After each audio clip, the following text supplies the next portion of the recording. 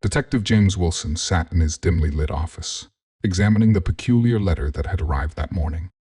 The paper was expensive, the handwriting elegant, but it was the symbol at the bottom that caught his attention, 4 intersecting lines forming an unusual cross.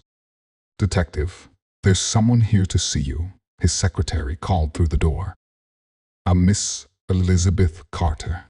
The woman who entered his office was well-dressed but visibly distressed. Her hands trembled as she clutched her handbag. "Detective Wilson, I need your help. It's about my father and the sign of 4. Wilson leaned forward, immediately alert. "Please, sit down, Miss Carter. Tell me everything." "My father, Professor Robert Carter, disappeared 3 days ago," she began.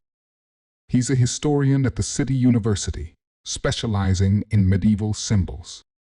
The night before he vanished, he called me extremely excited about a discovery. He mentioned the sign of 4 and an old church." Wilson noted the connection to the mysterious letter. "Did he say anything specific about this discovery?" "Only that it could change everything we know about the city's history. But this morning, I found this in our mailbox." She placed a small package on his desk.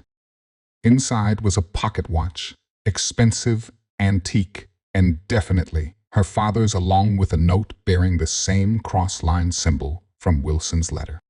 "The watch was a family heirloom," Elizabeth explained. "Father never went anywhere without it. And there's something else." She carefully opened the watch's case, revealing an inscription, "Time reveals all 12:44. Wilson spent the next day investigating. The old church Professor Carter mentioned turned out to be St. Michael's, a 12th century building scheduled for demolition. Records showed Carter had visited it repeatedly in the weeks before his disappearance.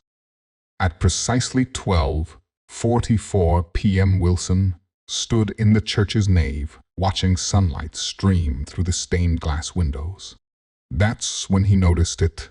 The light created a pattern on the floor, 4 intersecting lines. The detective quickly discovered loose stones beneath the pattern. Hidden underneath was a small chamber containing a medieval manuscript and a fresh note. Clever detective. But you're too late. The manuscript was gone when the police arrived, and in its place was another message. "Tonight, midnight, City Museum. Come alone." Wilson knew it was a trap, but he also knew it might be his only chance to save the professor. He alerted his trusted sergeant to have backup nearby, then entered the museum at midnight. In the medieval exhibit, he found Professor Carter tied to a chair, unconscious but alive. Before Wilson could reach him, a familiar voice spoke from the shadows. "I should have known you'd solve it." Wilson's secretary stepped into the light, holding both a gun and the manuscript. "Do you know what this is worth to collectors?" "Millions." The professor's discovery would have made it public property. The sign of 4 was never about medieval history, Wilson realized. It was a modern symbol for conspirators. "Very good," she smiled.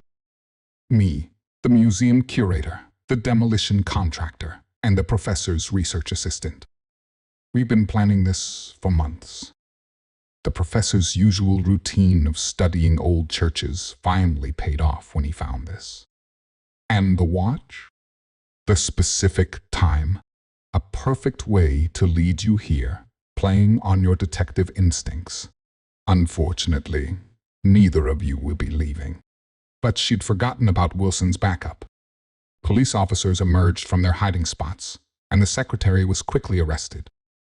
The other 3 conspirators were caught trying to flee the country the next day. Later, Professor Carter explained that the manuscript contained evidence of a royal medieval marriage that would rewrite history books.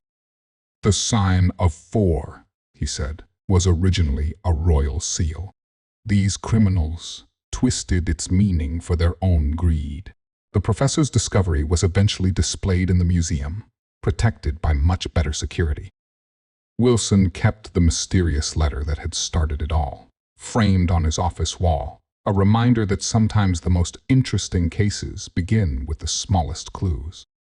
Elizabeth visited him a week later with a thank you gift, a new pocket watch.